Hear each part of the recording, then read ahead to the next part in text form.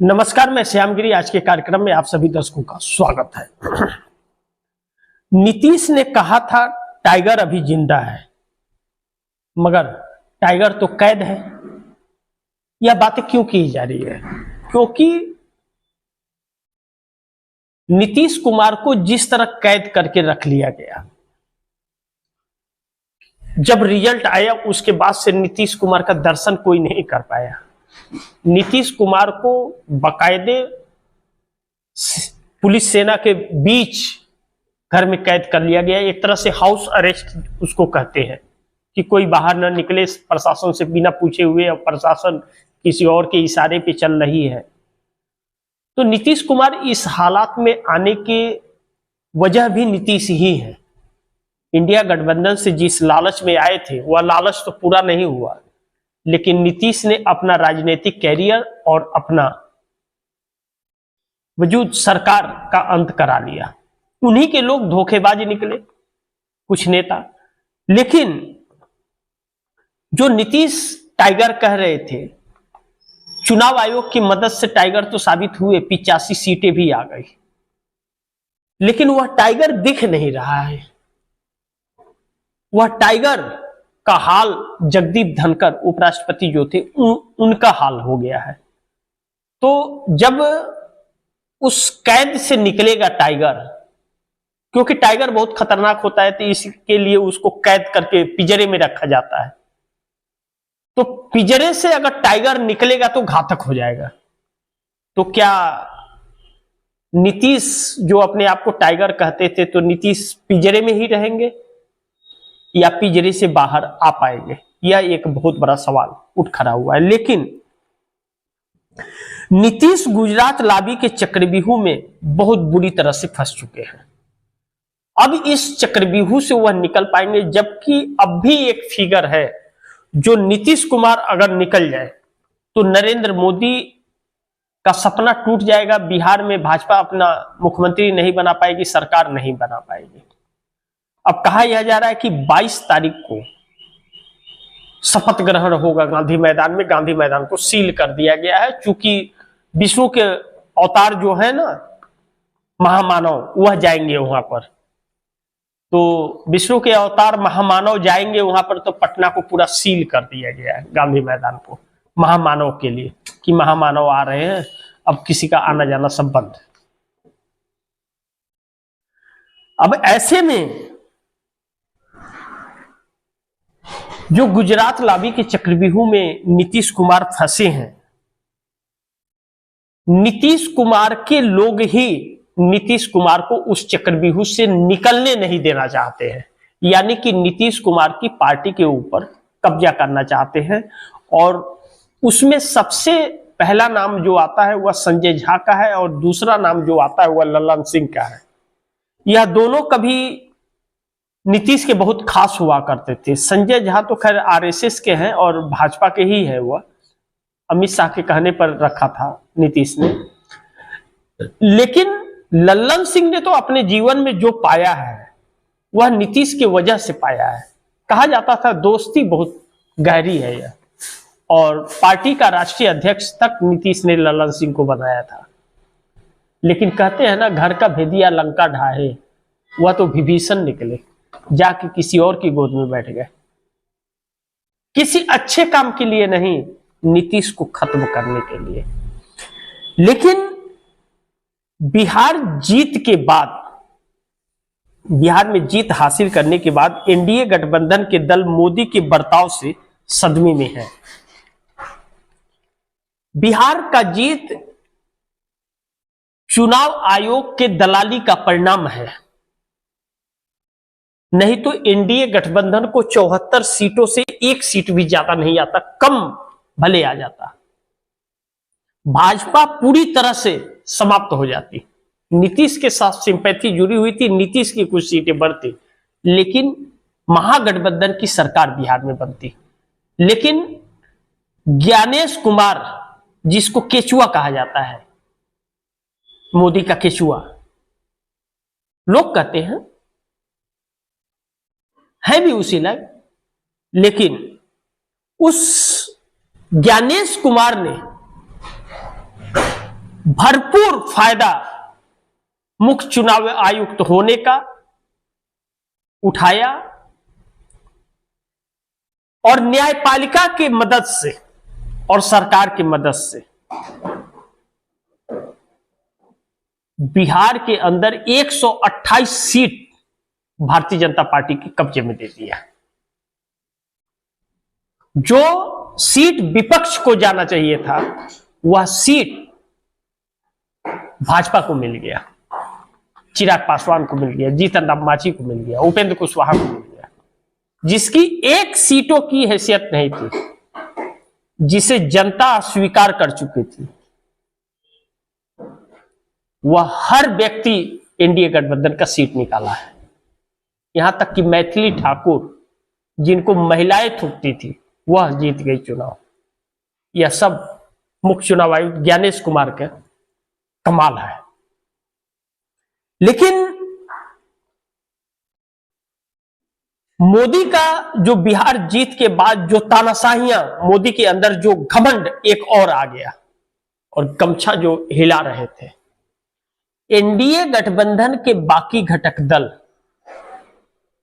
चाहे ओम प्रकाश राजभर हो, चाहे अनुप्रिया पटेल हो, जयंत चौधरी हो, चाहे चंद्रबाबू नायडू हो, एकनाथ शिंदे की छोड़ दीजिए, उनकी तो कोई हैसियत ही नहीं, वो कहीं जाने ही वाले नहीं है इनसे, चाहे अजीत पवार हो, इन लोगों को डर अब लगने लगा है कि नीतीश जैसे शख्स को अगर यह कैद कर सकते हैं और नीतीश जैसे शख्स की राजनीति को खत्म कर सकते हैं अपने स्वार्थों के लिए, तो अपने स्वार्थ के लिए बाकियों को नहीं खत्म कर देंगे, इस बात की क्या गारंटी है। लेकिन चंद्रबाबू नायडू ज्यादा परेशान है कि उनका क्या होगा, क्योंकि नीतीश के बाद उन्हीं का नंबर है। लेकिन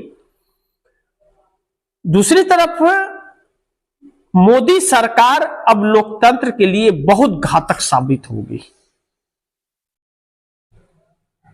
क्योंकि जिस व्यक्ति को लोकतंत्र को जो व्यक्ति मानता ही ना हो, अपनी तानाशाही दिखाता हो और संविधान को कुछ समझता ही ना हो, रद्दी कागज समझता है, जो व्यक्ति जो किसी की नहीं सुनता है, अपने धुन में निकलता है, अपनी तानाशाहियों में,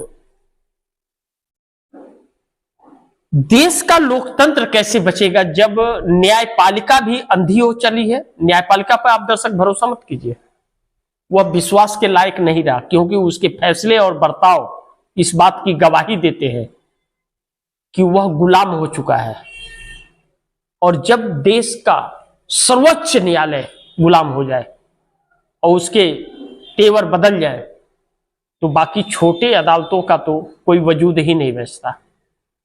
और संवैधानिक पदों पर बैठे हुए हर शख्स इन्हीं के हैं और आरएसएस के हैं। सबने 11 सालों में अपनी जगह बना ली है। आप जहां भी जाइएगा इन्हीं के लोग आपको मिलेंगे, तो आप इंसाफ की तो उम्मीद ही छोड़ दीजिए कि आपको इंसाफ मिलने वाला, उसमें अपना समय व्यक्त मत कीजिए। ऐसे में रास्ता क्या है? जेनजी लोग कहते हैं, क्योंकि आज इस देश को राष्ट्रपिता महात्मा गांधी याद आ रहे होंगे, वह महापुरुष याद आए होंगे जो आजादी के लिए अपनी जान गंवा दिए। उस वक्त अंग्रेज गुलाम बनाए थे, आज हमारे देश का नेता गुलाम बना लिया है। एक तानाशाह देश में आ गया है। लेकिन बिहार की जनता के साथ हुआ बहुत बड़ा धोखा और इसके गुनाहगार नीतीश कुमार है। नीतीश कुमार अगर नहीं आए होते तो पुलिस प्रशासन का सहयोग मोदी सरकार को नहीं मिलता, ज्ञानेश कुमार को नहीं मिलता, और अगर पुलिस प्रशासन का सहयोग नहीं मिलता तो ज्ञानेश कुमार एसआईआर बिहार में नहीं कर पाए होते, वह अपना खेल नहीं कर पाते। और नीतीश कुमार को जिस तरह एक तरह से कहे कि गहरी नींद में सुला दिया गया और उनके लोगों पर कब्जा किया गया, धन की थोड़ी सी बात से। अंग्रेज क्या करते थे पहले, थोड़े धन फेंक देते थे, अपने आप गुलाम बन जाता था लालच। और ऐसे नेताओं को भाजपा ने टारगेट किया नीतीश कुमार की जो करप्ट थे, चोर डकैत थे, जो झूठ बोलने वाले थे, अपना पेट भरने वाले थे, ऐसों को करके नीतीश कुमार को राजनीतिक कैरियर को दागदार कर दिया। लेकिन बिहार की जनता का क्या गुनाह था? बिहार की जनता का वोट का अधिकार भी छीन लिया। उनके वोट पड़े, उनके वोट गए जिस प्रत्याशी को दिए, या ज्ञानेश कुमार की फैक्ट्री से वोट पड़ करके दूसरे मशीन आ गए, क्योंकि बॉक्स जो ईवीएम मशीन के बॉक्स मिले हैं ट्रकों में भर भर के, वह इसी बात की गवाही देते हैं कि मशीन तो दूसरा आ गया काउंटिंग में। तो जब वह संस्था ही, एम्पायर ही, जो क्रिकेट मैच का एम्पायर होता है, वही भ्रष्ट हो, बिका हुआ हो, तो मैच का हार और जीत का कैसे फैसला होगा? वह जिसे चाहेगा उसी को जिताएगा। आउट कर दिए आप, वह नो बोल दे देगा। तो ऐसे में एक बहुत चिंता का विषय हो गया है। बिहार की जनता अपने आप को ठगी महसूस कर रही है। लेकिन प्रधानमंत्री मोदी की असली मुसीबत अब शुरू होगी। बिहार जीत करके भी मोदी चैन से रह नहीं पा रहे, बेचैन है, क्योंकि उन्होंने एक ऐसी प्रचंड जीत हासिल की है कि जो किसी को भी हजम नहीं हो रहा है। आदमी सोचने को मजबूर है कि जो व्यक्ति रोजगार नहीं दे रहा है, जो व्यक्ति बेरोजगार लगा हुआ रोजगार छीन ले रहा है, जो व्यक्ति कनपट्टी पे कट्टा की बात कर रहा है, जो व्यक्ति जुमला दे रहा है, झूठ बोल रहा है, सफेद झूठ बोल रहा है और हर किसी को मालूम है झूठ बोल, उसको वोट कौन देगा?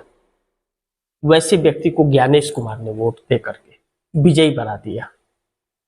और ज्ञानेश कुमार के इस षड्यंत्र का नतीजा यह होगा कि इस देश को एक तानाशाह को झेलना पड़ेगा। यह सच्चाई है। बाकी आप दर्शक क्या सोचते हैं? लेकिन प्रधानमंत्री मोदी के लिए मुसीबत अब शुरू होगी कि अब जनता ने यह जान लिया कि किसी के पास जाने से कोई फायदा नहीं है, सड़क पर उतरने की तैयारी है। देखते हैं किसमें कितना है दम, वक्त बताएगा। इसी के साथ आप दर्शकों से इजाजत चाहूंगा, अगली खबर के साथ फिर हाजिर होऊंगा। लेकिन आप दर्शकों की क्या राय है, क्या सुझाव है, कमेंट बॉक्स में जरूर दीजिएगा। इस खबर को ज्यादा से ज्यादा शेयर कीजिएगा, अपने दोस्तों को भी कहिएगा आगे शेयर करें। आपने अगर चैनल को सब्सक्राइब नहीं किया, सब्सक्राइब कर लीजिए, अपने दोस्तों को भी कहिएगा चैनल को सब्सक्राइब करें। मिलते हैं अगली खबर के साथ, तब तक के लिए नमस्कार।